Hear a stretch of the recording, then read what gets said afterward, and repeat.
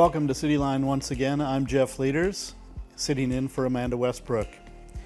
Today we have four great people joining us on the show to talk about four different organizations in the community that are doing great things.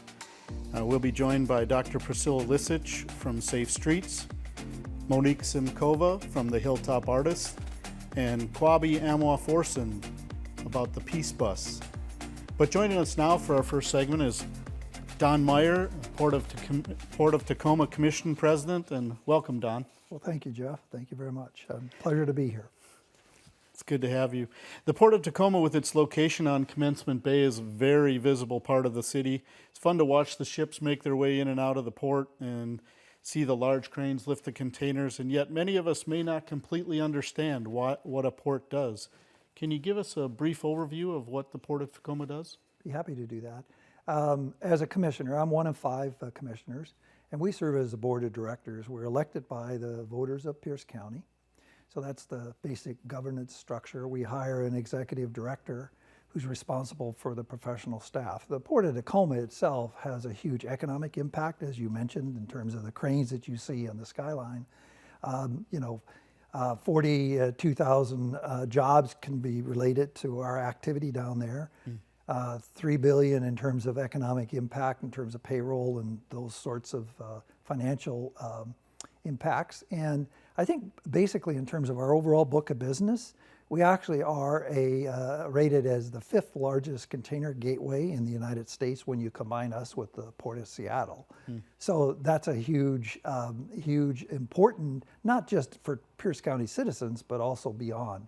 So in that sense, in terms of business, containers and those container cranes are very visible, but the reality is the Port of Tacoma is very involved with the diversified cargo. Grain terminal on Ruston Way, Schuster Parkway, and as well as heavy equipment, excavators, and one of my favorite, being a farm guy, is a combine, John Deere combine. So we have a whole diversity. The actual containers themselves, we have about 80% of them is related to international, and then about 20% related to domestic. Hawaii and Alaska are big customers at the Port of Tacoma. So that gives you a little bit of an overview of size, as well as our economic activity at the Port of Tacoma. And I think the main thing is not only do we serve the needs of Pierce County citizens, but we're also very much a regional asset. We have an agreement in place since 2015 with the Port of Seattle. We call it the Northwest Seaport Alliance, which helps manage our facilities consistent with a Puget Sound Gateway concept. So that's a little bit about who we are and how we're governed. Well, I appreciate that. You mentioned cargo shipping at the port, and it's been a tough couple of years here with the pandemic. A lot of us noticed empty shelves in the stores and delays in getting our online orders or building supplies for homes, remodel projects, things like that. There were lots of news stories about the supply chain disruptions, especially about Los Angeles, the Port of Los Angeles, and ships waiting to get into ports throughout the country. How was the Port of Tacoma affected by the supply chain backup during the pandemic, and how are things now? Yeah. Well, first of all, we were dramatically impacted. Prior to the COVID pandemic, everybody had this kind of concept of just-in-time inventory. Some of us would call it nick-of-time inventory because the logistics chain worldwide was functioning so well, it was incredible. Then all of a sudden the pandemic hit. Everything just changed almost overnight. And the reality is that, yes, the most visible one was seeing all the ships at anchor. At one point in time, over 100 ships in San Pedro Bay, Southern California, were waiting to get on berth. Wow. So we had total disruption. Here in Puget Sound, we had, I think the maximum was about 11 container ships that were waiting to get on berth. So that it kind of just changed overnight. And so our response basically to that is we've been working through a whole bunch of issues. One is to get our terminals functioning better in terms of ship arrival times. They've improved dramatically, so we don't have any ships at anchor waiting to get on berth. That's the most important thing. Second thing is we took some of the terminal congestion that was happening because empty containers had to be repositioned, and they weren't. It was estimated 2.5 million empty containers worldwide were in the wrong place. So can you imagine there's a disruption that caused? So what happened is we've set up off-dock yards. And one of the impacts that we've seen from COVID is the displacement of our agricultural exports. And so now we've engaged the federal government. The U.S. Department of Agriculture is helping us support the ability to get our potatoes, if you want, our hay out of Ellensburg onto the global market. And so that, to me, is some of the stuff. But I also have to mention that one of the things that has happened even during the pandemic is a commitment by our labor group to keep those terminals operating. It was a really heroic effort on behalf of them, as well as our terminal operators. So what's happening is we're decongesting our terminals by these off-dock yards. We're getting some assistance from the federal government to improve our ability to export our agricultural products, because we're a huge gateway for agricultural exports in the Pacific Northwest. And so we haven't solved it all. It's going to take some time to do that. But I would say that we've got a commitment, we've got a game plan, and the fluidity of our terminals has improved dramatically over the last year, I would say. But we're not totally there yet. Empty containers still continue to be a problem, as well as the shipping and receiving of containers consistent with our vessel schedules. Sure. So we're continuing to work that out, but huge progress. We're not totally there yet, but we're getting there. Right. Okay. With a lot of those containers moving out by truck, and we see them all over the place on a daily basis, what does the port do to help cut down on traffic congestion in and around the Tideflats? Great question, because truck traffic is always on the minds of all of our citizens in terms of activity in the Tideflats. The first is that's one of the reasons why we were a proponent for completion of 167. 167 basically stops right in Puyallup Freeway, and now that project's moving forward. So the other thing is redoing the entrance to Port of Tacoma Road off I-5 is basically been done, and is continuing to be done, phase 2 of that. So it's a road capacity issue, and then we're strong advocates.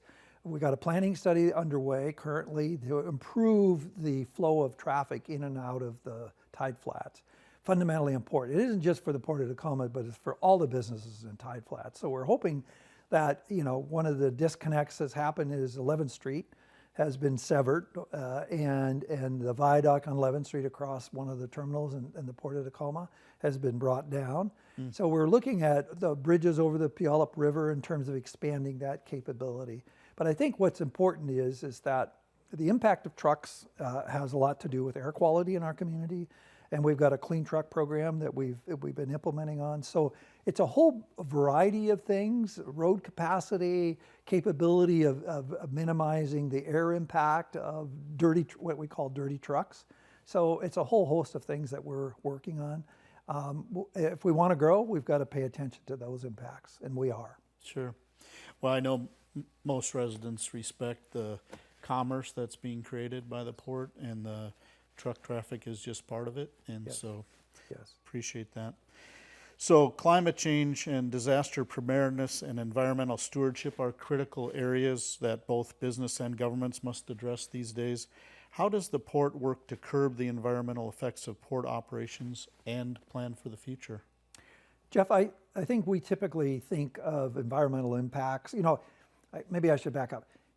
I love the fact that people normally refer to us as an economic engine, and we're one of the economic engines. The reality is we're also an environmental engine for Pierce County. And typically when you talk about environmental programs, I have a tendency to view it from 3 viewpoints. One is land remediation. We've remediated over 1,000 acres of land in the Tideflats area that we've cleaned up and put back into productive use. That is a fundamentally important ingredient. We still have several hundred acres to go yet in terms of cleaning it up, but I think that's a real role as an economic development engine for our community, is to take a land that was otherwise not usable from a private sector standpoint. We got involved, cleaned it up, and put it back to productive use. So remediation of land, legacy contamination is a huge issue, and we've been very aggressive on that side. On the air issue, I talked a little bit about trucks earlier in terms of cleaning it up. The other thing is that when ships come in to berth, typically they have to leave their engines running because of ballasting and a variety of other things.